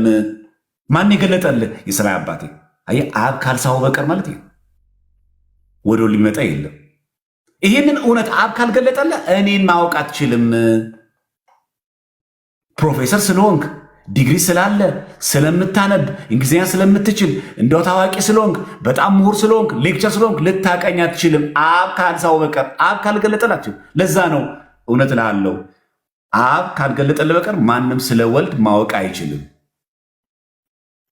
ይህ ስጋና ደም አልገለጠልም ያለው ለዚህ ነው። አንተ ሕያው እግዚአብሔር ልጅ ነህ ብሎ የመሰከረው ያ ምስክርነት ጴጥሮስ ከራሱ ያነቃት በስማሜን እውቀት እኮ ጭንቅላት አትበሉት ብሎ የሚደነቁ ነው አይደለም፣ አብ ስለገለጠልህ ነው። አብ ካልሰው በቀር ማለት ያ ልክ እንደዚህ ሁሉ በእኔ በቀር ወደ አብ የሚመጣ የለም ማለት በወልድ ውሉድ ተሰኝተን በክርስቶስ ክርስቲያን ሳንሰኝ ወደ አብ መሄድ አይቻልም። አብን ማመን አይቻልም። ይሄ ትምህርት ነው እንጂ ምን አገናኝቶት ከድንግል ማርያም ጋር ምን አገናኘ? ድንግል ማርያም ከእግዚአብሔር ጋር ታስታርቀናለች። አዎ በምን? በአማላጅነቷ። የክርስቶስ እኮ በአማላጅነቱ እኮ አይደለም። ሁለተኛ ድንግል ማርያም እኮ በአማላጅነቷ እኮ ብለን እኮ ምናምነው ከእርቅ በኋላ ነው። ምን ማለት ከእርቅ በኋላ ማለት? ክርስቶስ ከራሱ ጋር ከባህሪ አባቱ ከአብ ከባህሪቱ ከመንፈስ ካስታረቀን በኋላ ነው እኮ። ድህነት ዓለም ከተፈጸመ በኋላ እኮ። ድህነት ዓለምን የፈጸመው ማን ነው? ወልድ ክርስቶስ እንጂ ቤተክርስቲያናችን እንደዚህ ትይዩ ቁጭ አርጋ ከክርስቶስና ከድንግል ማርያም ምትል አይደለች። እንዲያርጎ አቅራርቦ የሚናገርም ሰው ካለ ስተት ነው። ስለዚህ እኛ በወልድ ውሉድ በክርስቶስ ክርስቲያን ተሰኝተን እኔ በድንግል ማርያም ምልጃ አምናለው። እኛ ስጀመር ተነጣጥሮትም የለብንም። አይ በድንግል ማርያም እኮ ወደ አብ እንቀርብ አንልም። በድንግል ማርያም ወደ አብም ወደ ወልድ ወደ መንፈስ ቅዱስ እንቀርባለን። ይለያል እኮ የራሱ በምን? በአማላጅነቷ በምን? በቃል ኪዳኗ ወደ መንግስት መርታ የምታስገባናት ድንግል ማርያም ታማልደናለች። ድንግል ማርያም ምልጃዋን ነው እየገለጽ ያለ፣ ተራዳይነቷን ቃል ኪዳኗን እየተናገርን ያለ ነው። ለስጋው ደግሞ እንድንበቃ ታረገናለች፣ ታማልደናለች ነው። እዚህ ጋር ያለው በእኔ በቃ ወደ አብ የሚመጣ ያለው ትርጓሜ ሌላ፣ እኛ እዚህ ጋር የድንግል ማርያም የምናወራው ሌላ። ምንም የማይገናኝ ነገር ነው።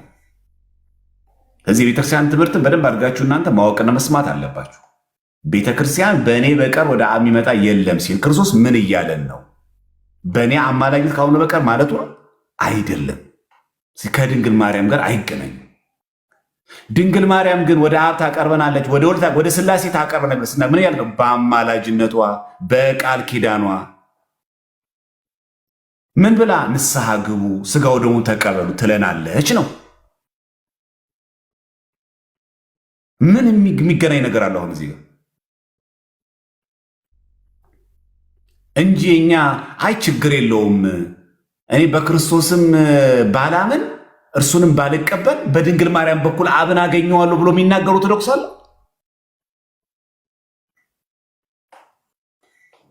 እንደዚህ አይነት ስብከት ሳለን እኛ ሰምታችሁ ታውቃላችሁ? ችግር የለውም እኔ አብን በማገኘው መንገድ አገኘዋለሁ አይነት ነገር ፖለቲክስ አለን እኛ ቤት። በተክለ ሃይማኖት በኩል በጻድቃን ሰማዕታት በኩል አገኘዋለሁ ወልድንም ባልቀበለው ክርስቶስንም ባላምነው ብሎ የሚያምን ሰው አለ?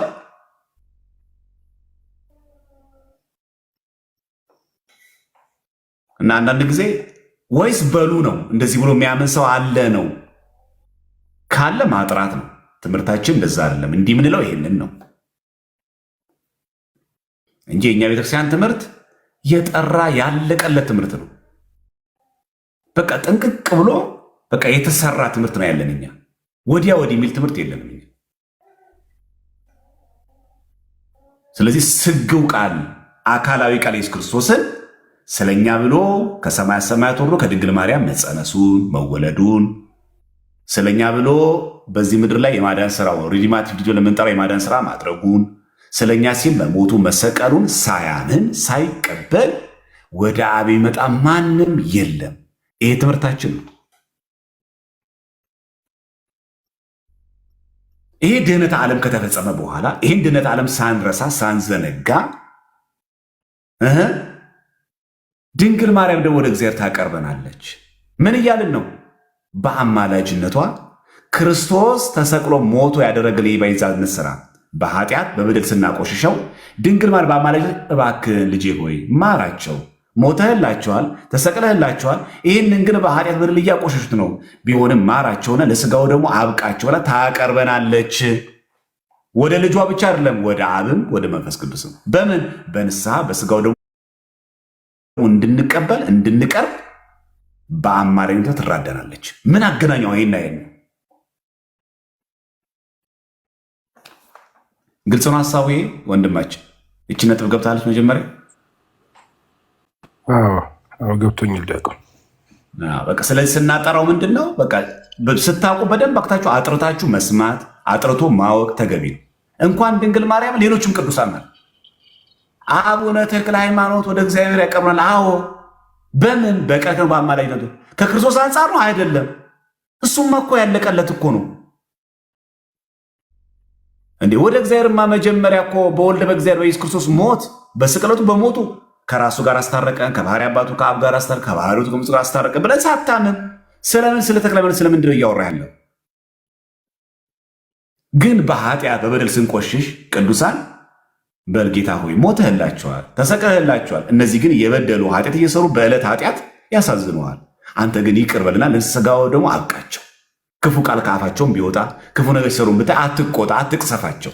እችናት ማቅረብ የድንግል ማርያም ምልጃዋ ቃል ኪዳኗ የማይቋረጥ ነው። ከሁሉም ቅዱሳን ምልጃ ደግሞ የድንግል ማርያም ምልጃ ይበልጣል፣ ተደማጭም ጭምር ነው። ስሟ በእግዚአብሔር ዘንድ የሰለጠነ ስለሆነ የድንግል ማርያም ምልጃ ከሌሎቹ ሁሉ ቅዱሳን የሚሰማ የሚደመጥ ልጄ ብላና ምጸልይ ወደ ክርስቶስ። ማንም ቅዱስ ፈጣሪዬ ነው የሚለው፣ ጌታዬ ነው የሚለው። ድንግል ማርያም ግን ልጄ ወዳጄ ትለዋለች። ማራቸው ነው የምትለው። ስለዚህ በድንግል ማርያም ምልጃ ወደ ሥላሴ እንቀርባለን። በምን? በንስሐ በስጋው ደግሞ በሙስና አይደለም። በኃጢአት ተጨመላለቀ በኃጢአት ወድቃ ችግር የለውም እንደፈለግ ተዝናና ድንግል ማርያም አለችልህ ማለት አይደለም። ድንግል ማርያም ራሱ የምታቀርበው ምንድን ነው? በሉ ይኸው መሐሪ ልጄ ይቅር ብሏቸዋል፣ በሉ ንስሐ ግቡና ስጋው ደግሞ ተቀበሉ ትለናለች። መጣም ማለት ነው። አይታችኋል።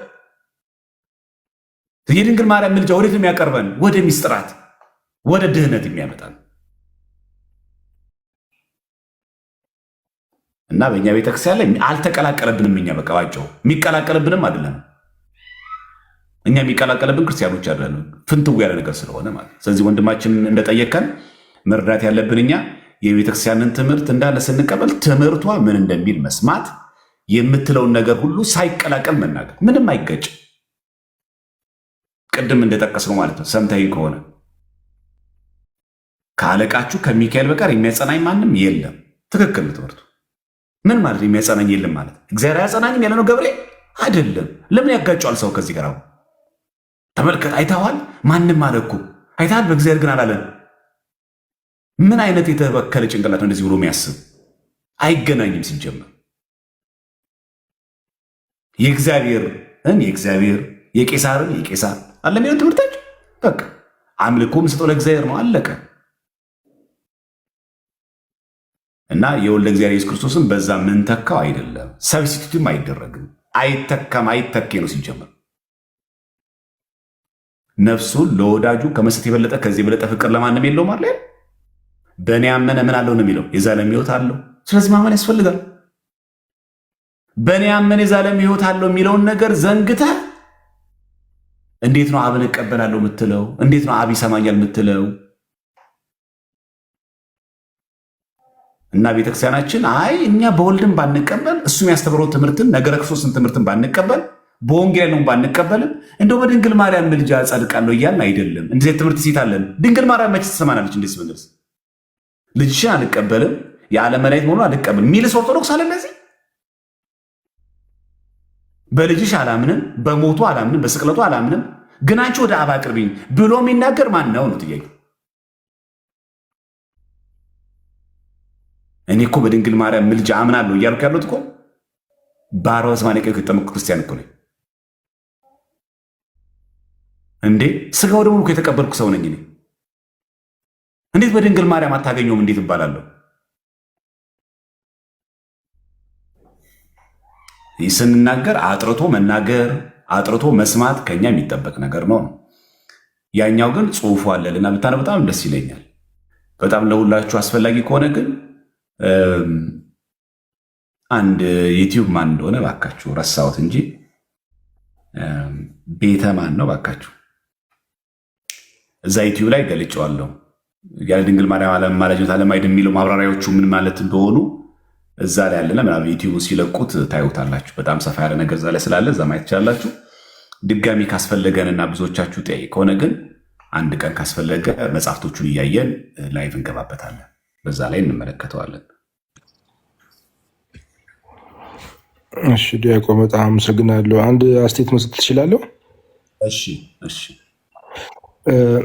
እኔን ጨምሮ ሌሎቻችንም ምዕመናን ማለት ነው እባካችሁ የጴንቶች ቤት እየገባን ገና ራሳችንን ሳናዳብር የገባን ከነሱ ጋር እነሱ ላይቭ ላይ የገባን አስተያየት ባንሰጥ፣ በተሻለ መጠን እዚህ ቁጭ ብለን ከአስተማሪዎቻችን ዝቅ ብለን ብንማር፣ ገና መጽሐፍ ቅዱስን በቅጡ ሳናቀው ስለ ገድላት ምናምን ለመከራከር ምናምን ገባ ሰዎች ነደምረው ምናምን ላነሳ ሲሆን እኔ መሰሎችን እዚህ ታች ያለውን ሰዎች ብዙ ጊዜ እኔም የራሴ የተወሰነ ቀኖች ላይ ጥፋት የሰሯቸው ጥፋቶች አሉ።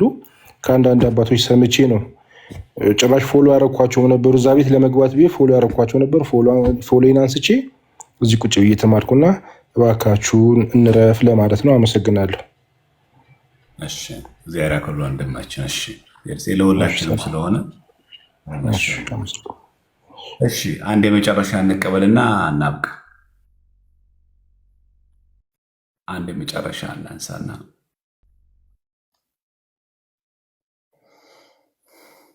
አንድ የመጨረሻ እንደምን አለሽ? እግዚአብሔር ይመስገን። ዘማሪያም እንዴት ሰነበትክ? እንዴት አመሻችሁ? ክርስቶስ ቤተሰብ አለው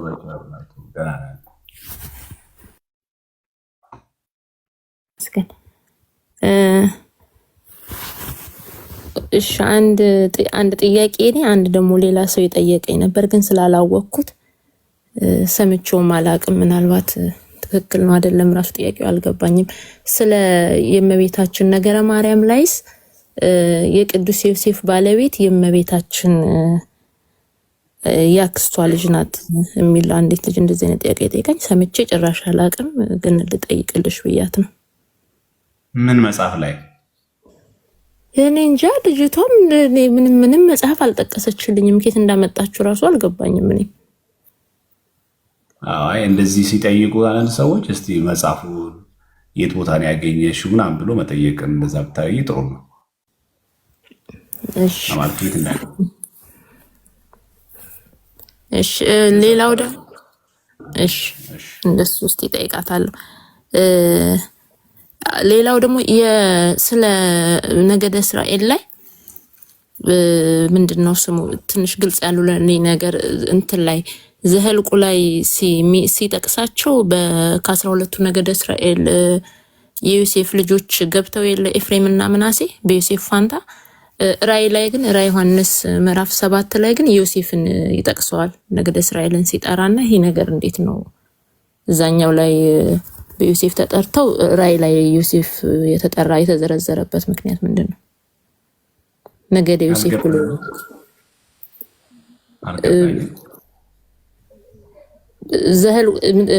የነገደ እስራኤል ዝርዝር ላይ በዮሴፍ ፋንታ ሁለቱ የዮሴፍ ልጆች አይደል የገቡት ኤፍሬም እና ምናሴ። እሺ ራእይ ዮሐንስ ላይ ግን ነገደ ዮሴፍ ብሎ ዮሴፍን ነው የሚጠራው። ምዕራፍ እኮ ያው አባታቸው ስለሆነ እኮ ነው። የሁለቱም ስም ኤፍሬም እና ምናሴን ከመጥራት በእነሱ ፋንታ አባታቸውን ጠራ ማለት ነው። ዮሴፍን ጠራ እኮ። ስለዚህ በአባታቸው ምክንያቱም ምንድነው በእሱ ፋንታ ሁለቱ ልጆቹ ኤፍሬም እና ምናሴ ገቡ። ራእይ ዮሐንስ ላይ ደግሞ የእነዚህ ሁለት ልጆች አባት ማን ነው? ዮሴፍ ነው። ዮሴፍን ሲጠቅስ ማለት ሁለቱ ልጆች ደግሞ ከመጥራት አንዱን ይጽፋል ማለት ነው። አንድምታው ላይም አለ። በነገራችን ራእይ ዮሐንስ አንድምታ ላይ ነው። እሺ በዛ ገብተሽ አንድምታው ላይ በቁጥር ነርና የእንትና እጄ ላይ ያለው የዳንኤል ክብረት የጻፈው ራእይ ዮሐንስ ትርጓሜ ነው። እዛ ላይም ሶፍት ኮፒው ራሱ አለ። ራእይ ዮሐንስ እንትን ላይ ያለ ኢኦቲሲ ላይብረሪ ላይ ቴሌግራም ግሩፕ ላይ ራእይ አንድምታ ላይ ማየት ትችላለህ። ኢኦቲሲ ላይብረሪ ላይ ቴሌግራም ግሩፕ ላይ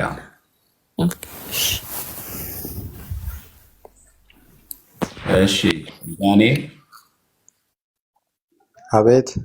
እንዴት አመሹ መምህር? ይመስገን ደህና ነኝ። እንደምን አለ? ክብሩ ይስፋልን።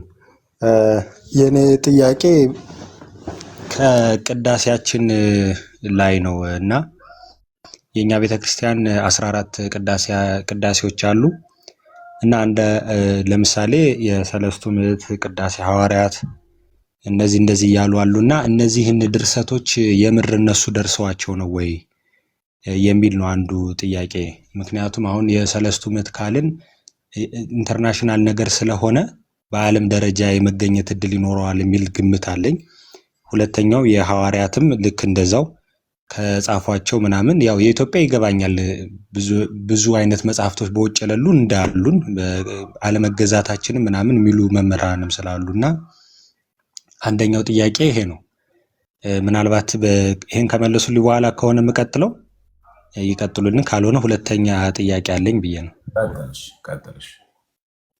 እሺ፣ ሁለተኛው ጥያቄ ደግሞ እኛ ጋር በጣም ታዋቂ የሆነው ውዳሴ ማርያም ምናልባት በሶሪያ ይገኛል ወይ? ኤፍሬም ሶሪያዊ ስለሆነ ለምንድን ነው ላይክ ምናልባት እኛ ጋር ብቻ ከሆነ እንዴት እኛ ጋር ብቻ ሊኖር ቻለ? እዛው ሀገሩ ጋር እንዴት ሊኖር አልቻለም የሚል ነው። ላይክ ከዚህ በፊት ጠይቄ የኮፕቲክን ያሳዩኝ ሰዎች አሉ ረጅም ዓመቱ እንደሆነ ምናምን እና ሜቢ ግን እዛው ሀገሩ ጋር ይኖራል ወይ የሚል ነው ሌላኛው ጥያቄ። እሺ አለ የኤፍሬም ሶሪያዊ ውዳሴ ማርያም አለ። እንደውም አንድ በቴዎሎጂ አንድ ዲቤት ተነስቶ ነበረ ቀደም ብሎ ዛሬ 5-6 ዓመት ይመስለኛል። አንድ ዲቤት ተነስቶ ዲቤቱ ምን ነበረ? እዚህ ትርጓሜ አንድምታ ላይ ውዳሴ ማርያም ላይ ማለት ነው አሃዝ እግዚኦ መዋግደ ጸጋከ የጸጋ ከማዕበል አግደህ ያዝልኝ የሚለው በሶሪያ ባለው ውዳሴ ማርያም ላይ ይህ ቃል አልተገኘም እና ኒውት አድርገው ያስተጋባል መሰለኝ። እና ይሄ ቃል በመጥፋቱ ምክንያት አንዳንድ ሰዎች አይ ኤፍሬም ሶሪያዊ እንደዚህ አላለም ዝም ብላ የኢትዮጵያ ኦርቶዶክስ ቤተክርስቲያን የጨመረችው ሲባል በጣም ብዙ መምህራን ጥናት አደረጉበትና መጨረሻ ላይ እንደውም ያገኘው ዲያቆን ብርሃኑ አድማስ ነው አገኘው። በሶሪያው ቅጂ ላይ አሃዝ እግዚኦ የጸጋህን ማዕበል አግደህ ያዝልኝ የሚለው ግዕዙ አንድምታ ላይ ያለው እዛ ላይ ያለ እና ምንድነው እኛ ጋር አሁን መሰረታችን ነገሩ የሆነስ እንትን እንልና እንፈልግና እኛ ዘመን እስካለው ድረስ ሳናገኙ ስንቀረው የለም እንደዛ አይደረግ። ዝም ብሎ እንዳልተጻፈ እናውቃለን። መጀመሪያ ከዚህ ነው የምንጀምረው። አሁን መረጃው ላናገኙ እንችላለን፣ ግን የለም ማለት አይገባም። መፈለግ፣ መበርበር፣ መጠየቅ በጣም ብዙ ማንበብ ይጠይቃል። ያው ዲያቆን ብርሃኑ አድማስም የፊሎሎጂ ስነ ድርሳናት ላይ ስለሆነ ማስተርሱን የሰራው በጣም ሄዶበት ነው ያገኘው። እና ብዙ ሰዎች ግን እስከዛ ቀን ድረስ እስከ ዛሬ 5-6 ዓመት በቅርብ ጊዜ ድረስ በጣም ብዙዎቹ በቃ ዝም ብሎ ኤፍሬም ሶሪያዊ ያላለውን ኤፍሬም ሶሪያዊ እንደዚህ ያለ ብላችሁን አይላል። ይሄ ነው ትልቁ ችግራችን። አባቶቻችን ዝም ብሎ አይናገሩማ፣ ዝም ብሎ አይነገርማ። ዝም ተብሎ ይህ ነው ተብሎ አይነገርም። ስለዚህ የሚኖረው እኔና አንተ ጋር የመረጃው ክፍተት ሊኖር ይችላል፣ ላናቀው እንችላለን እንጂ በሶሪያዊ ላይ ውዳሴ ማርያሙ አለ። እንደውም እዛው ውዳሴ ማርያም አንድምታችን ላይ ሳይነ ቅድስት የሚል አለ። ሳይነ ቅድስት እኮ በሶሪያው ቅጂ ላይ የለምን ይላል እኮ አንድምታው ላይ። እና ታዲያ ከየት መጣ ቢሉ የኋላ ሊቃውንት ጨመሩበት ይላል። አንድም ከኋላ ይህን ነገር ተናግሮታል አሉ ይላል። እና የኛ መተርጓን ራሱ ግን ሲጽፉ አለ በሶሪያው ቅጂ ላይ አለ። ሳይነ ቅድስት ግን ከየት መጣ ቢሉ ይላል እዛው አንድምታው ላይ አለ። እና የኛ በጣም ጠንቃቆች ናቸው። ያ አሁን ሳይነ ቅድስት እንግዲህ ያ ሁሉ ነገር ኖሮ ሳይነ ቅድስት ለምን ጨመራችሁ ለሚለው የኛ አንድምታ ነው የሚተረጉሙ። አንድም ኤፍሬም ሶሪያዊ ብሎታል፣ አንድም የኋላ ሊቃውንት ጨምሮበት አይደለም፣ አንድም ከኋላ ያሉ ሊቃውንት ከዛ ይሄን ኤፍሬም ሶሪያዊ እንዳለ አድርገው ተናግረውት አይደለም። እዛው ላይ አለ አንድምታው ላይ ራሱ ይናገራል ይህንን ቃል ማለት ሳይነ ቅድስት የሚለውን ሲፈታ ማለት ይሄው አለ ቅጁ ለማለት ነው።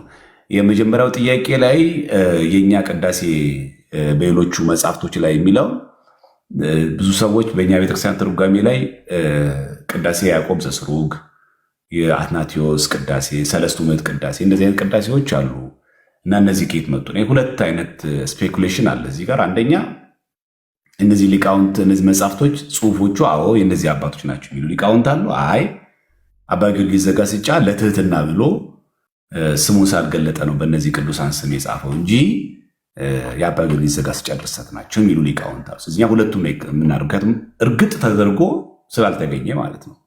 እርግጥ ተደርጎ እንዲህ ነው ብሎ ስላልተወሰነ እኛ ቤተክርስቲያን የምንቀበለው አትናቴዎስ ቅዳሴ ነው፣ የቄርሎስ ቅዳሴ ነው እንላለን ማለት ነው። ምንጩ ላይ ስንመጣ ግን እንዳልነው በጣም በዚህ ላይ በጣም ኤግዞስቲቭሊ በደንብ ሄዶ በደንብ አድርጎ አጥንቶ በደንብ አድርጎ ለይቶ በደንብ አድርጎ ብትንትና አድርጎ ሄደ ማንም የለም። ዝም ብለን ብቻ ቁጭ አናደርገውም ማለት ነው እኛ። ምክንያቱም አንድ ጥናት የሆነ ጊዜ ዲስፕሩቭ ደግሞ ይሆናል። ይሄ መታወቅ አለበት። ለምሳሌ አንዳንድ ሰዎች የሚያቀርቡት በውጭ እኮ የለም ይላሉ። ይሄ አስተማማኝ አይደለም። ለምሳሌ አቡነ ገብረ መንፈስ ቅዱስ በግብፃውያን አይታወቁም። አቡነ ገብረ መንፈስ ቅዱስ የመጡ ግን ከግብፅ ነው። በግብፅ መጽሐፍት መዛግብት ላይ እናገኛቸው። ስለዚህ ኢትዮጵያዊ ናቸው ማለት ነው? አይሆንም። ልክ እንደዚሁ ተገላቢጦሽ የምታስቡት እኛ ማናቃቸው ግብፃውያን የሚያውቋቸው ኢትዮጵያውያን ቅዱሳን አሉ። እኛ ስለማናቃቸው ያ ቅዱስ አይባልም ይባላል። እና አንዳንድ ሰዎች እንደ መከራከሪያ የሚያቀርቡት እዛ መዛግብት ላይ አቡነ ገብረ መንፈስ ቅዱስ የሚል ስለሌለ አቡነ ገብረ መንፈስ ቅዱስ የሚባል አባት የለም አንልም። ምክንያቱም ሲጀመር አቡነ ገብረ መንፈስ የነበሩት በስውር ነው የመጡትም በነፋስ ደመና ተጭነው ወደ ኢትዮጵያ ነው የመጡት በፈቃድ እግዚአብሔር። ስለዚህ እኛ ዘንድ የለም ማለት አንድ ነገር ያ መረጃ ዶኩመንት የለም ሌላ ቦታ ላይ ሲገኝ ውሸት ነው አያሰኘው። ይህ ስህተት ነው። መጀመሪያ የእንትናም ቅዳሴ እንደዛው አባ ሕርያቆስ ኢትዮጵያ ድርሰት አይደለም። ዘሀገረ ብህንሳ ነው የሚለው። ብህንሳ ግብፅ ውስጥ ያለች ነው። ብህንሳ የሚባል ቦታ አለ ግብፅ ውስጥ እና የግብፅ ቤተክርስቲያን ይሄ ቅዳሴ ማርያም የላትምና ይሄ ውሸት ነው አንልም እኛ። ይሄ እንደተጠበቀው ሆኖ ለዛ ነው ደምድመን ይሄው በቃ በውጭ ከሌለ የለም ማለት ነው ተብለን ማንደመድመው ለዚህ ነው። እና ጎበዝ አንባቢ ይኖራል ከኛም መካከል አይታወቅም፣ ወይ ደግሞ ጥሩ አድርጎ የሚያነብ ይኖራል። በሆነ ጊዜ ደግሞ የሚገልጣቸው አሉ። ከዚ በኋላ ደግሞ የተሻለ ደግሞ ንባብ ያላቸው ደግሞ የበለጠ ደግሞ ይገልጻሉ። ስለዚህ የኛ ፐርስፔክቲቭ ምንድን ነው? ቤተክርስቲያን የምታስተምረው መቀበል። ትምህርቷ ምንድን ነው? 14 ቅዳሴ ያለን ተደረሰ አባ ሕርያቆስ ሲባል አባ ሕርያቆስ፣ ዮሐንስ ወልደ ነጎድጓድ ዮሐንስ ነጎድጓድ፣ ጎርጎርዮስ ሲል ቅዳሴ ጎርጎርዮስ፣ ኤጲፋንዮስ ሲል ቅዳሴ ኤጲፋንዮስ ብለን እንቀበላለን ማለት። ልክ እንዳንተ አሁን ጥያቄ ደግሞ ኤግዞስት በደንብ የሚሄድ ሰው ደግሞ በደንብ አድርጎ ያጠና ያነበበ ነው እንጂ ቅዳሴ ኤጲፋንዮስ የሚለው በውጭ በእንግሊዝኛ ሰርች ሳረግ አጣሁትና የለም ተብሎ ይሄ ጥናት አይደለም ሲጀመር። እንደዚህ አይነት ጥያቄም እንደማንጠይቅ ጥያቄም እንደዛ ነው ተረድቻለሁ። ግን እንደዚህ ለሚል ሰው ነው እያልኩ ያለሁት። እንደዛ እንደማትሉ ተስፋ አረጋለሁ። ሰርች ሳረገው ስላጣሁት ምናምን የለም ማለት ነው አንልም። ቼስ እንደዚህ አይነት ድምዳሜ እንደማሰጥ በጣም እርግጠኛ ነኝ። እንደዚህ አይደረግም እና ምንም ነገር ሲጠና ምንም ነገር ሲነበብ በደንብ ጥልቅ አንባቢ ሲኖር ጥሩ አንባቢ ይገኛል ማለት። በነገራችን ድርሳናት ብቻቸውን ጥናት ይጠይቃሉ። ብቻቸው ማለት ድርሳን እኮ ይጠናል። ምንጩ፣ ታሪኩ፣ ሂደቱ በደንብ ይጠናል። ከየት አንጻር ተመጣ ከየት መጣና የሚባል ለምሳሌ መጽሐፈ ሄኖክ ከየት የተገኘው? ኢትዮጵያ ውስጥ ነው። ከዛ ቁምራን ከሚገኘው ሙት ባህር ጋር ሲነጻጸር የግዕዙ ትክክለኛው መጽሐፈ ሄኖክ እሱ ሆነ እንጂ መጀመሪያ እኮ ግሪክ ነበረኝ እኮ እያለች ነበር። ሪል ግን የማን ሆኖ ተገኘ? የኢትዮጵያ። እኛ ግን የምታውቁት ለሀገራችን ያለ ምልከታ በግዕዝ ሲጻፍ ነው ምንድነው ሲጀምር እኛ ንቀት ስላለን ነው። ስለዚህ ኢትዮጵያ ውስጥ ብቻ የተገኘው መጽሐፍ ሄኖክ በዓለም ደረጃ ኦሪጂናሉ ጠፍቶ ቁርጥራጩና ያገኘሁት ያለችው ግሪክ የሚዛን ጊዜ። ስለዚህ እኛ ሀገር ብቻ ስለተገኘ ትክክል ሊያሰኘው ይችላል ማለት ነው እንጂ ግብፅ የላትምና ሶሪያ የላትምና አርመን የላትምና ተብሎ አይባልም። ተመራማሪዎች kan ያደረጉት ምንድነው? ቁምራን ከሚገኘው ሙት ባህር ዴድ ሲ ላይ ካለው የመጽሐፈ ሄኖክ ቁርጥራጭ ካሉት ጋር ሲያመሳክሩት ኢትዮጵያ ውስጥ ያለው መጽሐፈ ሄኖክ ትክክለኛውና ኦሪጂናሉ ታወቀ። በምልአት በሙሉ የተገኘው ኢትዮጵያ ውስጥ ያለው የግዕዙ ቅጂ ብቻ። ግን ሄኖክ ሲጽፍ የጻፈው በግዕዝ ቋንቋ ነው መጀመሪያ አይደለም፣ በዕብራይስጥ ነው መጀመሪያ የጻፈው። ያንን የዕብራይስጥ ግን በዛ ዘመን ወደ ግዕዝ ተርጉማ ያስቀመጠች የጠበቀች ቤተክርስቲያን ነው። እዚህ ብድግ ብለን በውጮች የለም አይባል። በጣም ጥንቃቄ በጣም አስፈላጊ። ድርሳን ብቻውን ነው የሚጠናው እና ብቻውን ስለሚጠና ብድግ ብለን እኛ የለም ትክክል ነው አንልም። እንደዚህ አይነት ድምደማዎችም አንወስድም። ሁለተኛ ነገር ደግሞ እኛ የለም ብለን ስንናገር ምን ያክል አጥኚዎች ሆነን ነው እኛ የኛ እኮ የመረጃ ምንጫችን እኮ ጎግል ነው የምታውቁት። ምን አጥንተን ነው እኛ ቦታው ድረስ ሄደን ነው አይተን ነው በሰነድ ድርሳን ላይ ስፔሻላይዝድ አድርገን ነው ድርሳን እንዴት እንደሚጠና አውቀን ነው። ከዚህ በኋላ እኮ ነው የለም ይባል እና ሌሎቹ ሳላገኙት ልክ ቅድም እንዳልኳችሁ መጽሐፈ ሄኖክ ግብፅ ሳልነበረ አይ መጽሐፈ ሄኖክ በቃ የለም። ምክንያቱም ሊስቷ ላይ ሳየው የለም። አማናይነቱን ይሽረዋል ወይ ነው ይሄ ማለት። አማናይነቱን ይሽረዋል አይሽረውም። ለምን? እውነት በራሷ እውነት ናት እንጂ እኔ ሳልተቀበልኳት ውሸት አትሆንም። አንተ ሳልተቀበልከው ውሸት አይሆንም። እውነት እውነት ነው። እዚህኛ ቤተክርስቲያን ዘደረሰ በመንፈስ ቅዱስ አባ ሕርያቆስ ቅዳሴ ሐዋርያትን፣ ቅዳሴ ሰለስቱ ምዕትን፣ ቅዳሴ ማርቆስን ለምሳሌ ቅዳሴ ማርቆስ ግብፃውያን ይጠቀሙታል አለ። ቅዳሴ ማርቆስ ሰለስቱ ምዕት እኛ ጋር አለ እና ይሄ በደንብ ጥልቅ የሆነ ጥናት የሚጠይቅ ንባብ የሚጠይቅ ሰነድ ድርሳን ላይ ጸጋ እግዚአብሔርም ጭምር የሚፈልግ እውቀት ጭምር የሚፈልግ ሆኖ ሲገኝ ነው እንደዛ የሚባለው እንጂ እኛ ባገኘ ነው በውጮቹ ስለማይጠቀሙት የምትለው ሴናሪዮ ማትሰራበት አጋብ ስላለ በቅድስና ደረጃ እንደዚህ አይነት አባቱ ስላሉ አየለም ብለን እንደማንደመድም ቅድም ስለገለጽከው አንተ በዛ መንገድ ነው የምንረዳው። ስለዚህ ቤተክርስቲያን ትምህርትን እንዳለ ሙሉ እንደምትረዳው ቤተክርስቲያን እስካሁን ድረስ ምንድን ነው 14ቱን ቅዳሴያት ቅዱስ ዮሐንስ አፈወርቅ የደረሰው ቅዱስ ያዕቆብ ዘስሩግ የደረሰው እንዳለን እና በጣም በዚህ ጉዳይ ላይ የሄዱ አባቶች ለምሳሌ አንዳንድ የቤተክርስቲያናችን የዘመናችን መምህራን የሚያስቀምጡት ምንድን ነው አባ ጊዮርጊስ ዘጋስጫ እንደረሰው ይታመናል። ለምንድን ነው እዚህ የሚሉት? አጠቃላይ የቅዳሴ ይዘታቸው እንዳለ ወጥነት ባለው መንገድ እሱን ያስያዛቸው። ምክንያቱም ተንሥኡ ለጸሎት በየትኛውም ቅዳሴ ላይ የተቀመጡ ሰዎች ተነሱ የሚላለ የማይላለ ወደ ምስራቅ ተመልከቱ የማይላለ እና አስተውል የማይላለ ሀበነ የማይላለ እግዚኦታ የሌለው ቅዳሴ አለ። የትኛውም ቅዳሴው ማን እንደዚህ ያደረገው? ግን የኛ ሊቃውንት ነው በጣም በስለው በዚህ በበዓል ጊዜ ለምሳሌ ጸሎተ ሐሙስ ጊዜ ቅዳሴ ኤጲፋኒዎስ፣ ክረምት ሲሆን ቅዳሴ ኤጲፋኒዎስ፣ የ27 የመድኃኔዓለም ቀን ዓርብ ቀን ቅዳሴ ሲኖር ደግሞ ቅዳሴ ዮሐንስ አፈወርቅ፣ የእመቤታችን በዓላት ጊዜ ቅዳሴ ማርያም፣ የሐዋርያት ጊዜ ቅዳሴ ሐዋርያት፣ የሆሳዕና ጊዜ ቅዳሴ ጎርጎርዮስ። እንዴት አድርገው እንዳሰናሰሉት የኛ አባቶች ማለት መጽሐፍ ቅዱሱን ከስንክሳር ስንክሳሩን ከቅዳሴ አስተባብረው ግጻዊ ሰጥተው ሊክሽነሪ ማለት ዲክሽነሪ አለ የሚያልኳቸው ኤል ሊክሽነሪ ግጻዊ ማለት ሊክሽነሪ ማለት ሰድረው ቁጭ አድርገው አስቀምጡታል። የኛ አባቶች ጠንቃቆች ናቸው በጣም። ነገ ሚካኤል ነው። የሚካኤል ቀን ነገ የሚነበበው ወንጌል ከቅዱስ ጳውሎስ መልእክታት የሚነበበው ከጳውሎስ ከጴጥሮስ ከዮሐንስ ከራዕየ ዮሐንስ የሚነበው ክፍል ከምስባክ ምትገርም ናት በእውነት ከምስባክ ከዳዊት መዝሙር ለነገ በዓል የሚስማማ ከስንክሳሩ ጋር እና ነገ የሚቀደሰው ቅዳሴ ጭምር ጋር አለ አሰናስላ ቁጭ አድርገዋለች። እኛ መጠቀም ከዚህ በኋላ የእውቀት ጥያቄ የሚኖረን ታዲያ ማን ነው ምንጩ መጠየቅ እንችላለን። ለምሳሌ የሐዋርያ ቅዱስ ጳውሎስ መልእክት ወደ ዕብራውያን ሰዎች አለ አይደል? አሁን ዮሐንስ ቢጽፈው እኛ ላይ የሚያመጣው ለውጥ አለ? የዕብራውያን መልእክት እኮ የጻፈው ዮሐንስ ቢሆን ምን የሚያመጣው ለውጥ አለ? ነገ ድነታችን ያዛባል ወይ? ሲጠና እኮ ለካ የዕብራውያን መልእክት የጻፈው ዮሐንስ ነው፣ የጻፈው እኮ ጴጥሮስ ነው።